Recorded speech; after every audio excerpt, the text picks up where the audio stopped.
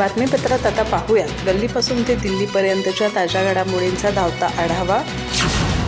म्हाडा कोकणी मंडळाची हजारो घरांची लॉटरी जाहीर झाली आहे। यामध्ये विधानसभा आणि विधान परिषद सदस्य असलेल्या आमदारांसाठी 98 घर राखीव ठेवण्यात आली आहेत, तर राज्यातील आमदार आणि खासदारांसाठी राखीव असलेल्या या घरांची किंमत केवळ 9.5 लाख रुपये ठेवण्यात आली असल्याची माहिती समोर आली आहे। म्हाडाची ही घरं कल्याणसारख्या महत्त्वाच्या ठिकाणी असणार आहेत। ही घरं अत्यल्प उत्पन्न गटातील नागरिकांसाठी आहेत।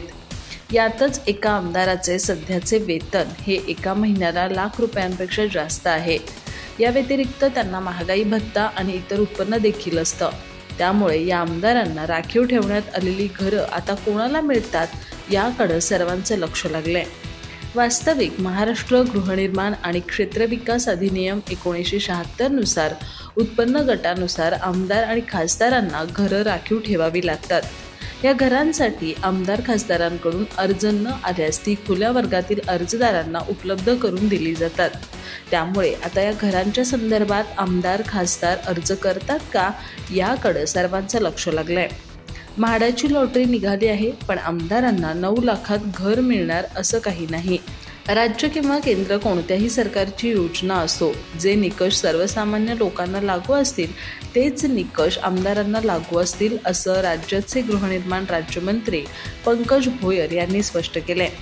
वास्तविक मुंबईच्या आसपास स्वतःचं घर घेण्याचं स्वप्न पाहणाऱ्या लोकांसाठी कोकण गृहनिर्माण विकास मंडळाने एक मोठी घोषणा केली आहे। ठाणे शहर, ठाणे जिल्हा आणि वसई इथं 5285 घरं आणि ओरोस, कुळगाव, बदलापूर इथं 77 भूखंडाच्या विक्रीसाठी लॉटरी काढली जाईल। या लॉटरीसाठी नोंदणी आणि पेमेंट प्रक्रिया आजपासून सुरू झाली आहे। इच्छुक 13 ऑगस्टपर्यंत ऑनलाईन अर्ज करू शकतात। अलीकडेच राज्यसभा सदस्य म्हणून नामांकित झालेले ज्येष्ठ वकील उज्ज्वल निकम म्हणाले की 1993च्या मुंबई बॉम्बस्फोटांना थांबवता आले असते जर बॉलिवूड अभिनेता संजय दत्तने ज्या कारमधून AK-47 बंदूक उचलली होती त्या कारबद्दल पोलिसांना सांगितले असते तर हे स्फोट कधीच झाले नसते। ते म्हणाले की बॉम्बे स्फोटच्या काही दिवस आधी दाऊद इब्राहिमसाठी काम करणारा अबू सालेम हा शस्त्रांनी भरलेली व्हॅन घेऊन संजय दत्तच्या घरी आला होता। त्यात हँड ग्रेनेड आणि AK-47 होती। संजय दत्तने त्यातून काही वस्तू घेतल्या आणि नंतर त्या परत केल्या, परंतु AK-47 स्वतःकडे ठेवून घेतली। पोलिसांना याबद्दल माहिती न देणे हे स्फोटाचे कारण बनले, ज्यामध्ये इतके लोक मृत्युमुखी पडले। निकम यांनी NDTVला दिलेल्या मुलाखतीत यावर भाष्य केले आहे। 12 मार्च 1993 रोजी मुंबईतील वेगवेगळ्या भागात 13 साखळी बॉम्बस्फोट झाले होते। यामध्ये 267 लोकांचा मृत्यू झाला होता, तर 700हून अधिक लोक जखमी झाले होते। निकम म्हणाले की संजय दत्त निर्दोष होता, त्याला शस्त्राची आवड असल्यानेच बंदूक ठेवली होती। कायद्याच्या दृष्टीने त्याने गुन्हा केला, पण तो एक साधा माणूस आहे। संजयकडे AK-47 होती, पण त्याने कधीही ती बंदूक चालवली नाही। मात्र पोलिसांना त्याबद्दल माहिती न देणे हेच इतक्या लोकांच्या मृत्यूचे कारण होते। ते म्हणाले की न्यायालयाने संजय दत्तला दहशतवादी आणि विध्वंसक क्रियाकलाप कायद्याअंतर्गत ताडा दहशतवादी असल्यापासून मुक्त केले होते, तथापि त्याला शस्त्र कायद्याअंतर्गत दोषी ठरवण्यात आले होते, कारण बंदी असलेले शस्त्र AK-47 त्याच्याकडे होते। नंतर सर्वोच्च न्यायालयाने त्याची 6 वर्षाची शिक्षा कमी करून 5 वर्षाची केली होती। विधानसभेत मंगळवारी सलग दुसऱ्या दिवशी सत्ताधारी शिवसेना आणि विरोधी बाकावरील शिवसेना उद्धव बाळासाहेब ठाकरे पक्षाच्या सदस्यांमध्ये राजकीय आरोप प्रत्यारोपांची चिखलफेक झाली। त्यात महाविकास आघाडीच्या सदस्यांनी थेट फडणवीस सरकारची लाच काढल्यामुळे सभागृहात तीव्र गदारोळ झाला। त्यामुळे पालिका अध्यक्षांवर सभागृहाचे कामकाज 10 मिनिटांसाठी तहकूब करण्याची वेळ आली। ठाकरे गटाचे आमदार वरुण सरदेसाई यांनी आज सभागृहात वांद्रे पूर्व विधानसभा मतदारसंघातील संरक्षण विभागाच्या 42 एकर जमिनीचा मुद्दा उपस्थित केला। संरक्षण विभागाच्या मालकीच्या या जमिनीवर सद्यस्थितीत 9483 झोपड्या आहेत। या झोपडपट्टी धारकांच्या पुनर्वसनाचा प्रश्न अद्याप प्रलंबित आहे। सरकार हा प्रश्न केव्हापर्यंत निकाली काढणार आणि या प्रकरणी सरकारने केव्हा पाठपुरावा केला असा प्रश्न सरदेसाई यांनी सरकारला केला। वरुण सरदेसाई यांच्या या प्रश्नाला मंत्री शंभूराज देसाई यांनी उत्तर दिलं। या प्रकरणी 2020 ते 2022 पर्यंत तत्कालीन सरकारने कोणताही पाठपुरावा केला नसल्याचं त्यांनी सभागृहाच्या निदर्शनास आणून दिलं. त्यांचे हे वाक्य ऐकताच महाविकास आघाडीच्या सदस्यांनी, विशेषतः ठाकरे गटाच्या सदस्यांनी एकच गदारोळ सुरू केला. त्यांनी चक्क फडणवीस सरकारची लाज काढली, तसंच देसाईंवर अर्धवट माहिती देण्याचा आरोप केला. त्यावर शंभूराज देसाई चांगलेच संतापले. मला फार खोलात जायचं नव्हतं, पण माझ्यावर अपुऱ्या ब्रीफिंगचा आरोप झाला असं म्हणत पुन्हा आपल्या वरील वाक्याचा पुनरुच्चार केला. मला नम्रपणे सांगायचं आहे की 2019 ते 2022 या 2.5 वर्षात या प्रकरणाचा एकदाही पाठपुरावा तत्कालीन राज्य सरकारने केंद्राकडे केला नाही असं ते म्हणाले. ते हे बोलल्यानंतर पुन्हा वरुण सरदेसाई यांच्यासह आदित्य ठाकरे यांनी सरकारवर टीकेची झोड उठवली. अध्यक्षांनी वारंवार त्यांना समज देऊन खाली बसण्याची विनंती केली, पण काहीच फायदा झाला नाही.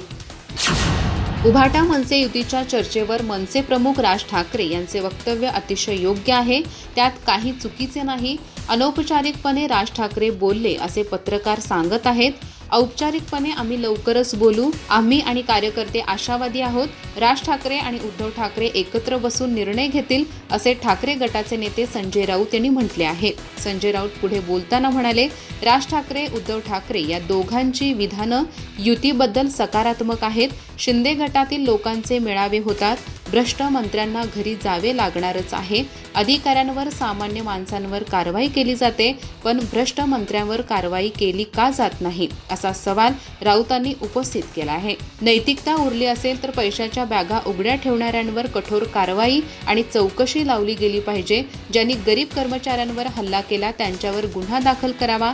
चालकांच्या नावावर 150 कोटींची संपत्ती असेल तर शिंदे भुमरेंना म्हणतील, मला तुमच्याकडे चालक म्हणून घ्या असा टोलाही त्यांनी लगावला आहे. संजय राऊत म्हणाले, नांदेडचे भाजप आमदार राजेश पवार यांची ऑडिओ क्लिप मला जितेंद्र आव्हाड यांनी पाठवली. ती मी तुम्हाला पाठवली. तिच्यातील संवाद हा ट्विट करण्यासारखा नाही. त्यामध्ये एका अधिकाऱ्याला उचलून आणत मारण्याची धमकी देण्यात आलेली आहे. कारण काहीही असोत, मी मुख्यमंत्री देवेंद्र फडणवीस यांना एक पत्र पाठवले आहे. नरेंद्र मोदींच्या सभेत एका कांदा उत्पादक शेतकऱ्यांनी आंदोलन केले होते.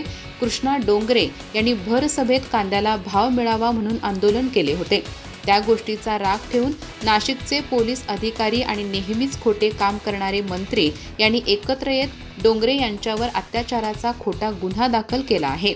त्याला गावातून पळवून लावले. सरकार विरोधात आंदोलन केल्याच्या रागातून हे सर्व काही घडवले जात आहे. ज्या दिवशी हा गुन्हा दाखल करण्यात आला त्या दिवशी कृष्णा डोंगरे हे देवीच्या दर्शनासाठी वणीमध्ये होते. हे सीसीटीव्ही फुटेजमध्ये दिसून येत आहे. नाशिक दौऱ्यावर आलेल्या राज्यातील एका बड्या नेत्याने केलेल्या वक्तव्यामुळे राज्याच्या राजकारणात आणि प्रशासकीय वर्तुळात एकच खळबळ उडाली आहे. राज्यातील तब्बल 72 वरिष्ठ प्रशासकीय अधिकारी आणि काही आजीमाजी मंत्री हनी ट्रॅपमध्ये अडकले असल्याची शक्यता त्यांनी वर्तवली असून या प्रकरणाबाबतची चर्चा आता खुलेपणानं सुरू झाली आहे. यामध्ये फक्त हनी ट्रॅपचा मुद्दा आहे की आणखी काही गंभीर बाबी आहेत हे अद्याप स्पष्ट झालेलं नाही. मात्र या प्रकरणामुळे नाशिकसह मुंबई आणि पुणे येथील उच्च पातळीवरील नेते आणि अधिकाऱ्यांची नावं यात जोडले जात असल्यानं हा प्रकार अतिशय संवेदनशील बनला आहे. मिळालेल्या माहितीनुसार हा प्रकार नाशिकमधील एका पंचतारांकित हॉटेलमध्ये घडला असल्याचं बोललं जात आहे. एका महिलेनं यासंदर्भात नाशिकच्या मुंबई नाका पोलीस ठाण्यात तक्रार दाखल केली आहे. या तक्रारीच्या आधारे पोलिसांनी प्राथमिक चौकशी सुरू केली असून काही वरिष्ठ अधिकाऱ्यांचे आणि राजकीय नेत्यांचे आक्षेपार्ह व्हिडिओ क्लिप अस्तित्वात असल्याची माहिती मिळते. या व्हिडिओमुळे संबंधित व्यक्ती उघडपणे पुढे येण्यास तयार नाहीत आणि त्यामुळे हे प्रकरण सध्या पूर्णपणे गुलदस्त्यात ठेवण्यात आले असं वृत्त एका मराठी वृत्तवाहिनीने दिले. प्रकरण उघड झाल्यास अनेक बड्या अधिकाऱ्यांना आणि राजकीय नेत्यांना जबरदस्त फटका बसू शकतो अशी शक्यता वर्तवली जाते. त्यामुळे हे प्रकरण दाबण्याचा प्रयत्न सुरू असल्याची जोरदार चर्चा आहे. राजकीय वर्तुळात या संदर्भात तर्कवितर्क लावले जात असून यामागे एखादं मोठं ब्लॅकमेलिंग रॅकेट कार्यरत असल्याचा संशय व्यक्त केला जातोय. या प्रकरणात कोण कोण सामील आहेत, त्यांची नावं काय आहेत याबाबत अद्याप कोणतीही अधिकृत माहिती उपलब्ध झालेली नाही. मात्र बड्या नेत्यांनी केलेल्या या गौप्यस्फोटानंतर प्रशासनात आणि राजकारणात प्रचंड हालचाल सुरू झाली आहे. हे प्रकरण केवळ वैयक्तिक संबंधापुरतं मर्यादित आहे की यामागे मोठं षडयंत्र आहे हे पाहणं महत्त्वाचं ठरणार आहे. विधान भवनात शिवसेना ठाकरे गटाचे आमदार वरुण सरदेसाई यांनी आज सभागृहात वांद्रे पूर्व विधानसभा मतदारसंघातील संरक्षण विभागाच्या 42 एकर जमिनीचा मुद्दा उपस्थित केला. यावरून मंत्री शंभूराज देसाई यांनी उत्तर देताना हे केंद्र सरकारच्या निदर्शनास आणून दिले असल्याची माहिती दिली. परंतु वाक्य पूर्ण होण्याआधीच महाविकास आघाडीच्या सदस्यांनी गदारोळ सुरू केला. यावेळी त्यांनी थेट फडणवीस सरकारची लाज काढली. तसेच देसाई यांनी अर्धवट माहिती दिल्याचा आरोप केला. या प्रकरणावर शिवसेना ठाकरे गटाचे आमदार आदित्य ठाकरे यांनी प्रतिक्रिया दिली आहे. आदित्य ठाकरे म्हणाले, अनेक वर्ष केंद्र सरकारची ही जमीन असल्यामुळे पुनर्विकास काही होत नाही. कधी डिफेन्सचा विरोध असतो, कधी रेल्वेचा विरोध असतो आणि ही परिस्थिती आम्हाला देखील माहीत आहे. 1-2 आमदार असे पण म्हणाले की गेली 4 टर्म आमदार आहेत पण हा प्रश्न काही सुटला नाही. 2017 पासून कोणीच लक्ष देत नाही. मंत्री महोदयांकडून काही ठोस उत्तर आले नाही. पुढे बोलताना आदित्य ठाकरे म्हणाले, जेव्हा भास्कर जाधव यांनी विचारले की परिपत्रक कुठे आहे, की तुमच्याकडे ही जबाबदारी दिली आहे, ते परिपत्रक हाऊसमध्ये कुठेच नाही. नगरविकास मंत्री कुठे आहेत हे कोणाला माहीत नाही. प्रश्न हाच उरतो की आम्ही जनतेतून आलेले आमदार आहोत. दोन्ही बाजूच्या आमदारांनी हाच प्रश्न विचारला की पुनर्विकास या लोकांचा कधी होणार. नुसते थातुरमातुर उत्तर द्यायचे. 2019 ते 22 या काळात झालं म्हणतात. अरे तुम्ही पण त्याच काळात मंत्रिमंडळात होतात. निर्लज्जपणे काय उत्तर देता तुम्ही असा सवाल आदित्य ठाकरे यांनी उपस्थित केला. भाजपचे ज्येष्ठ नेते तथा केंद्रीय मंत्री नितीन गडकरी यांनी महाराष्ट्राच्या राजकारणात ब्राह्मण समाजाला फारसं महत्त्व नसल्याची खंत व्यक्त केली आहे. महाराष्ट्रात आमच्या जातीला फारसं महत्त्व नाही, पण उत्तर भारतात आमचे फार चालतं असं ते म्हणालेत. दरम्यान महाराष्ट्राचे नेतृत्व सध्या देवेंद्र फडणवीस करत आहेत. तसंच गडकरी स्वतःही केंद्रीय मंत्री आहेत. त्यामुळे त्यांच्या या विधानावर समाजात धीरगंभीर चर्चा सुरू झाली आहे. केंद्रीय मंत्री नितीन गडकरी यांनी आपल्या अनेक भाषणांमध्ये आपण जात, धर्म आणि पंथ मानत नसल्याचं स्पष्ट केलं आहे. पण त्यांनी नागपुरातील एका कार्यक्रमात स्वतःच्या जातीला महाराष्ट्रात फारसं महत्त्व नसल्याची खंत व्यक्त केली. नितीन गडकरी म्हणाले की शिक्षण ही आपली शक्ती आहे. शिक्षण घेतल्याशिवाय कोणत्याही समाजाचा विकास होऊ शकत नाही.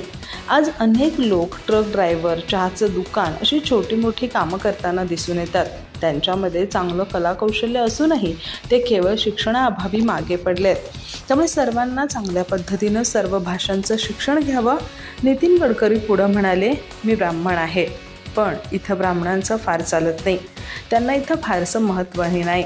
पण उत्तर प्रदेश आणि बिहारमध्ये त्यांना खूप महत्त्व आहे. तिकडे दुबे, मिश्रा, पांडे, चतुर्वेदी आदींची खूप चलती असते. त्यांचा तिथं फार मोठा दबदबा आहे. मी एकदा उत्तर प्रदेशातील एका कार्यक्रमाला गेलो. तिथं सर्वजण माझ्याकडे आले. म्हणाले, पंडित अटल बिहारी वाजपेयी यांच्यानंतर आपल्या समाजाचा कोणी दमदार नेता असेल तर ते तुम्ही आहात. मी म्हणालो, मीच का? ते म्हणाले, कारण तुम्ही ब्राह्मण आहे. म्हणालो, मी जातपात मानत नाही. तुम्ही मला हे का सांगत आहात? महाराष्ट्र जनसुरक्षा कायदा म्हणजे अघोषित आणीबाणी आहे. या कायद्याविरोधात वंचित बहुजन आघाडी न्यायालयात जाण्याचा इशारा वंचित बहुजन आघाडीचे नेते प्रकाश आंबेडकर यांनी दिला. या संदर्भात मंगळवारी पत्रकार परिषदेत त्यांनी भूमिका स्पष्ट केली. इंदिरा गांधींनी आणीबाणीच्या वेळी जी चूक केली तीच गोष्ट भाजपने कायद्याच्या रूपात आणून अघोषित आणीबाणी लादली आहे. याविरोधात निर्णायक लढा देण्याची वेळ आली आहे. वंचित बहुजन आघाडीने जनसुरक्षा विधेयकाला यापूर्वीच विरोध दर्शवला होता आणि आता या विरोधात न्यायालयात जाण्याचा निर्णय घेतला आहे. इतर राजकीय पक्षांनीही या लढ्यात सहभागी व्हावे असे आवाहनही त्यांनी केले. प्रकाश आंबेडकर म्हणाले, RSSचे सरसंघचालक मोहन भागवत आणि पंतप्रधान नरेंद्र मोदी यांचे AK-47 आणि टॉमी गन यांसारख्या शस्त्रांची पूजा करतानाचे फोटो सगळीकडे उपलब्ध आहेत. भारतीय सैन्यात विशिष्ट सैनिकांनाच ही शस्त्रे वापरण्याची परवानगी आहे. असे असताना RSS कडे ही शस्त्रे कुठून आली? सरकार त्यांच्यावर अर्बन नक्षल म्हणून कारवाई करणार आहे की नाही? मुख्यमंत्री देवेंद्र फडणवीस, मोहन भागवत आणि नरेंद्र मोदी यांच्या शस्त्रपूजेच्या फोटोवर विरोधी पक्षही शांत आहे. ज्यांच्याकडे ही शस्त्रे आहेत त्यांच्यावर या जनसुरक्षा कायद्याअंतर्गत कारवाई होणार आहे की नाही?